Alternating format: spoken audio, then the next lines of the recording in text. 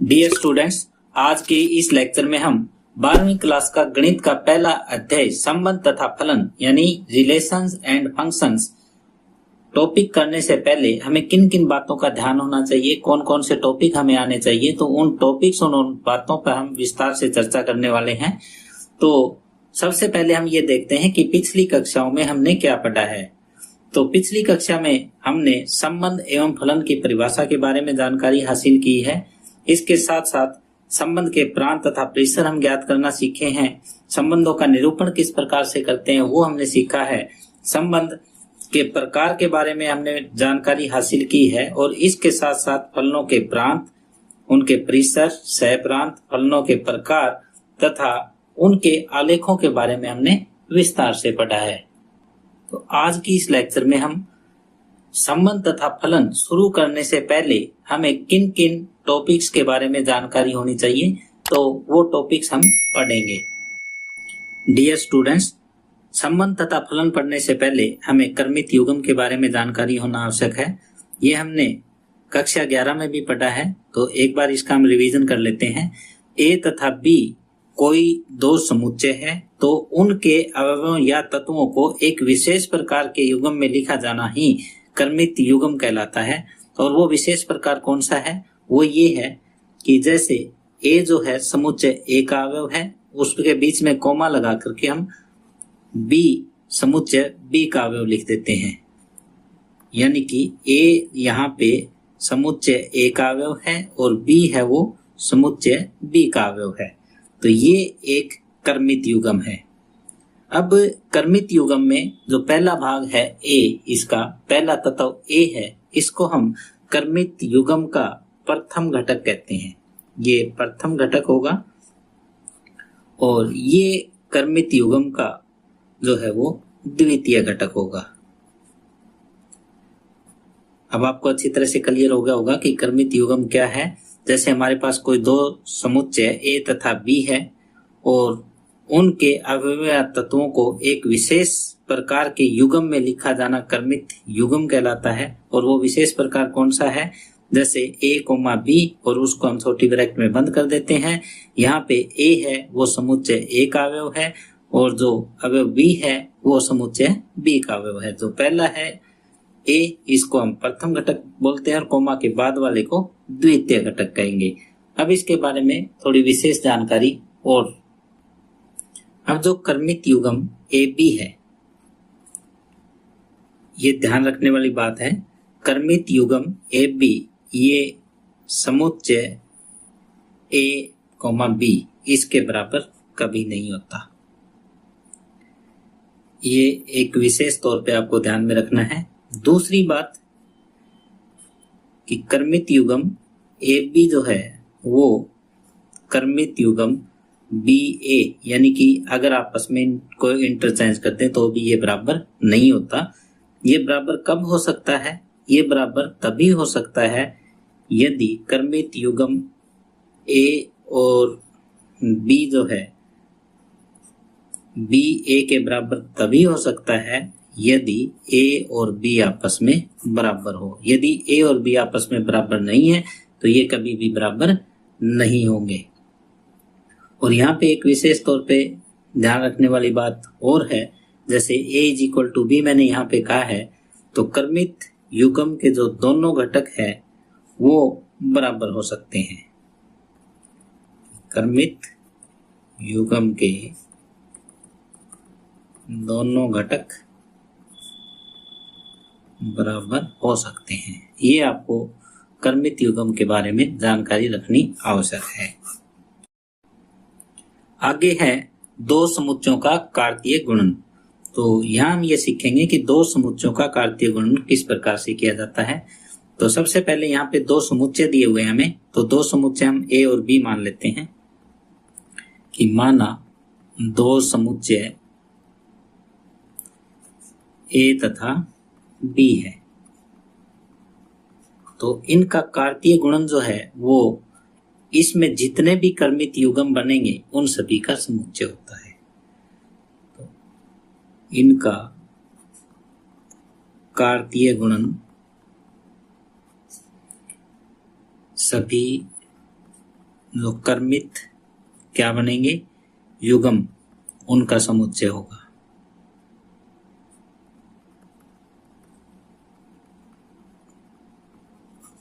और ये किस टाइप से बनेंगे ये देखो, तो हमें ये पता है कि कर्मित युग्म जो है वो सारे के सारे कौन से होंगे, वो ये होंगे ए बी। यहाँ पे जो है ए संबंध रखेगा समुच्चय ए से और बी संबंध रखेगा समुच्चय बी से। तो यहाँ हमने ये देखा है कि दो समुच्चयों का कार्तीय गुणन क्या होता है कि दो समुच्चय यदि हमारे पास ए और बी है तो इनका जो कार्तीय गुणन है वो सभी कर्मित युग्मों का समुच्चय होगा। और इसको किस से डिनोट करते हैं, इसको ए क्रॉस बी से दर्शाया जाता है। यदि हमने समुच्चय लिए हैं ए और बी तो ए और बी का कार्तीय गुणन ए बी से दर्शाया जाएगा। और ये होता क्या है, ये होगा कि जितने भी कर्मित युग्म बनेंगे उन सभी का समुच्चय। तो जैसे हमें ए क्रॉस बी यानी कार्तीय गुणन ए और बी का ज्ञात करना है तो हम कैसे लिखेंगे, हम ऐसे लिखेंगे ए बी, जहां पर ए जो है वो ए से संबंध रखता है और बी है वो बी से संबंध रखता है। यदि बी का कार्तीय गुणन ए के साथ करना हो तो बी के अवयव पहले आ जाएंगे, ए के बाद में आ जाएंगे। बी जो है वो बी से संबंध रखता है और ए है वो ए से संबंध रखेगा। तो अब इसका हम एक एग्जाम्पल लेते हैं। एग्जाम्पल देखो, जैसे समुच्चय ए के बराबर हमारे पास 1 2 3 है और समुच्चय बी के बराबर हमने ले लिया ए और बी। तो अब ए का कार्तीय गुणन बी के साथ, तो यहाँ पे जितने भी कर्मित युग्म बनेंगे ए से बी में वो सारे और उनका फिर समुच्चय, समुच्चय के लिए ये ब्रैकेट का निशान लगता है। तो यहाँ पे पहले 1 के साथ ए और फिर 1 के साथ बी, फिर हमारे पास कर्मित युग्म 2 ए आ जाएगा, फिर कर्मित युग्म 2 बी आ जाएगा और फिर 3 के साथ ए 3 के साथ बी, 3 के साथ ए 3 के साथ बी और ये समुच्चय। यानी यहाँ पे ए का जो कार्तीय गुणन है वो बी के साथ इस तरह से दर्शाया जाएगा कि इसमें जितने भी कर्मित युग्म बने उन सभी का समुच्चय। अगर यही हमें बी का कार्तीय गुणन ए के साथ करना हो तो पहले बी के अवयव आएंगे फिर ए के, पहले बी का अवयव ए और 1 के साथ, फिर बी का दूसरा अवयव और यहाँ पे 1, फिर बी का पहला अवयव यहाँ ए का दूसरा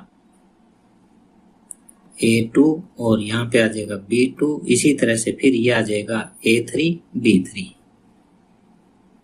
यहाँ पे पहले A3 और यहाँ पे B3। तो इस तरह से ये कार्तीय गुणन A का B के साथ और ये B का A के साथ। A का जब B के साथ करेंगे तो A के अवयव पहले स्थान पे आएंगे और B के दूसरे स्थान पर। इसी तरह से जब B का कार्तीय गुणन A के साथ हम करेंगे तो उस समय जितने भी ये कर्मित युग्म बनेंगे उसमें B के अवयव पहले आएंगे और A के बाद में आएंगे। इसमें आगे कुछ ध्यान देने वाली बातें हैं, वो ये है कि A क्रॉस B है वो फाई कब हो सकता है या B क्रॉस A है वो फाई कब हो सकता है। फाई का मतलब यहाँ पे कोई भी अवयव ना हो, ये तभी हो सकता है जब या तो A फाई हो या B फाई हो। यानी A क्रॉस B है वो फाई तभी हो सकता है कब, जब और केवल जब A बराबर फाई हो या फिर B बराबर फाई हो, तभी इन दोनों का जो कार्तीय गुणन है वो फाई हो सकता है। यानी इन दोनों में से किसी एक में कोई अवयव ना हो तभी A क्रॉस B में कोई अवयव नहीं आएगा, अदरवाइज तो कुछ ना कुछ जरूर आएगा। अब A क्रॉस B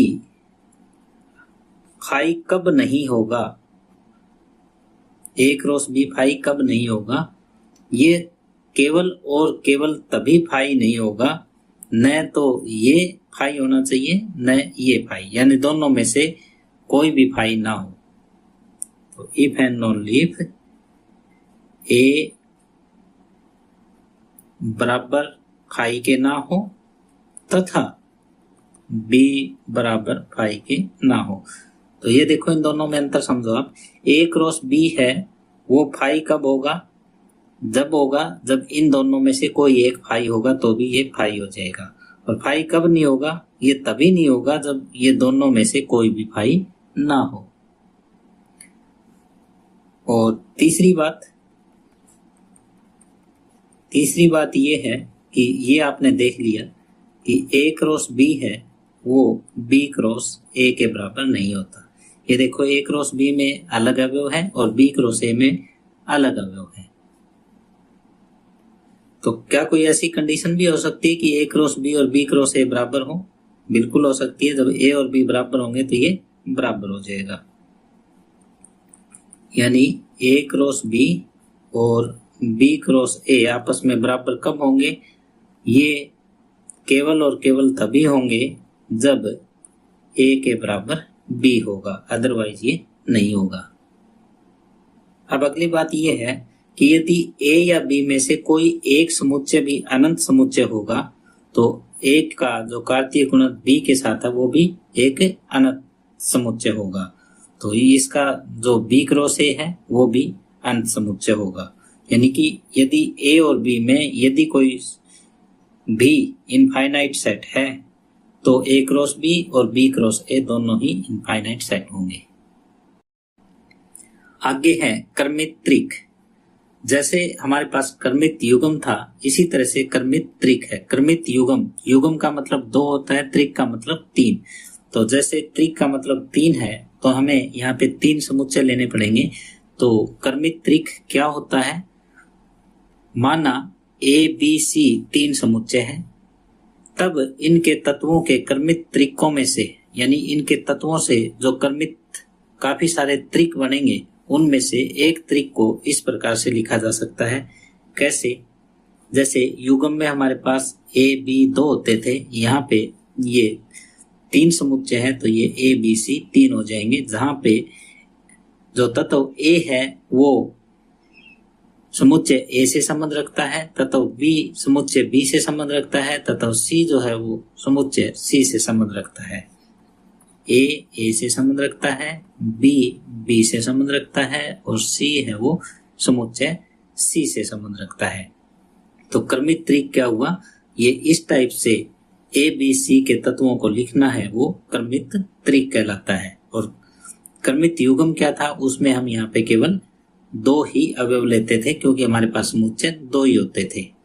तो यहाँ पे अगर जिस तरह से हमें 2 समुच्चयों का कार्तीय गुणन ए क्रॉस बी निकालना होता था, तो इस टाइप के जितने भी युग्म होते थे हमारे पास उन सभी का जो समुच्चय है वो कार्तीय युग्म कहलाता था। तो इसी तरह से हम इनका ए गुणा बी गुणा सी करें तो इस टाइप के जितने भी ये त्रिक बनेंगे उन सभी का समुच्चय है वो ए गुणा बी गुणा सी हो जाएगा।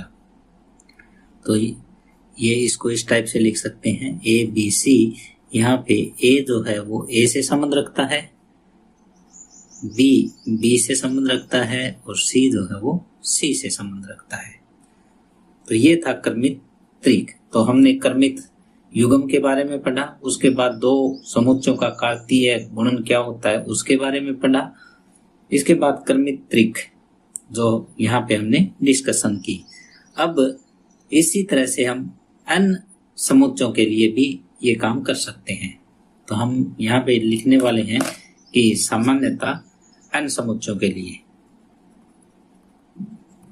सामान्यतः n समुच्चयों कौन कौन से लेंगे हम? ये ले लेते हैं A1, A2, A3, AN के लिए।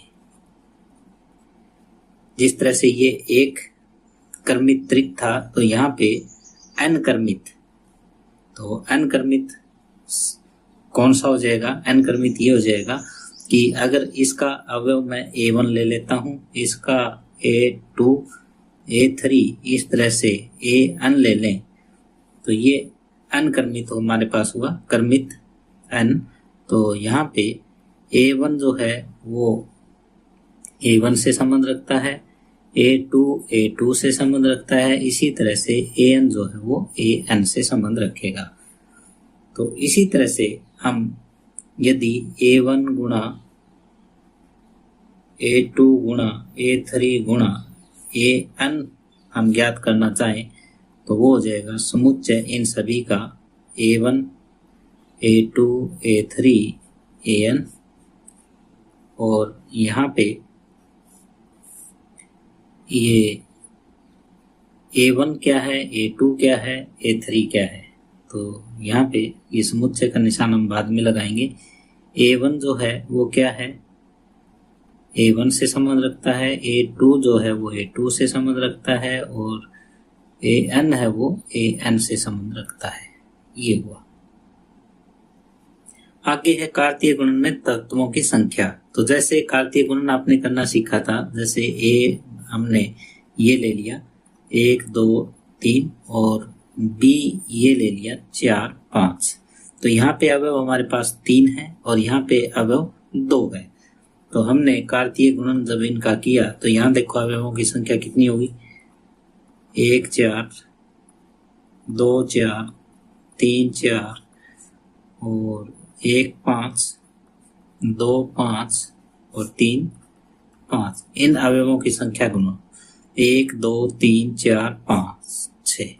तो 6 है यहाँ पे, यानी अवयवों की संख्या थी हमारे पास 3, यहाँ पे 2 और यहाँ पे आई 6। तो इनका क्या रिलेशन हुआ कि जो अवयवों की संख्या हमारे पास A के अंदर थी वो 3 है और B के अंदर है वो अवयवों की संख्या 2 है। तो n A क्रॉस B में क्या आई, ये 6 आई। तो इन दोनों का गुणा देखो 6 है, तो इसको हम क्या लिख सकते हैं, NA गुणा NB।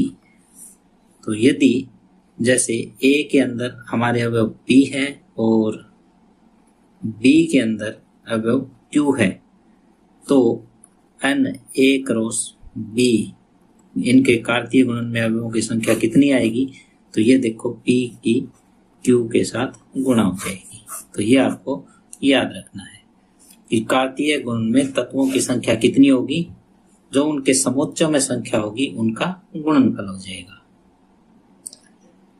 डियर स्टूडेंट्स, इसी के साथ ही हम आज का ये लेक्चर यहीं समाप्त कर रहे हैं। इससे अगले लेक्चर में हम संबंध के बारे में डिस्कस करेंगे। धन्यवाद।